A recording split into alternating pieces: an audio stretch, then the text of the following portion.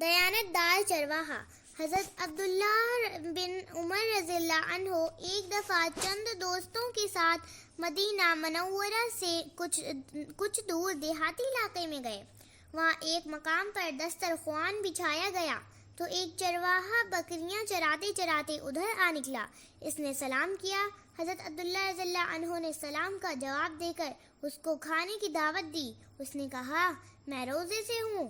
حضرت عبداللہ رضی اللہ عنہ نے فرمایا، بھائی حیرت ہے کہ اتنی گرمی میں روزے رکھتے ہو اور پھر بکریاں بھی چراتے ہو۔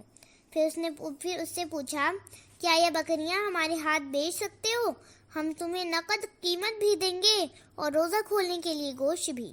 چرواہے نے کہا، جناب یہ بکریاں میری نہیں ہیں، ان کا مالک میرا آقا ہے۔ حضرت عبداللہ رضی اللہ عنہ نے اس کو آزمانے کے لیے فرمایا، حضرت اگر تم بکریاں بیچ دو تو تمہارا آقا کیا کر لے گا؟ چرواہے نے آسمان کی طرف انگلی اٹھائی اور کہا، این اللہ، این اللہ، اللہ کہاں ہے، اللہ کہاں ہے؟ مطلب یہ کہ اللہ تو اس بددیانتی کو جان لے گا۔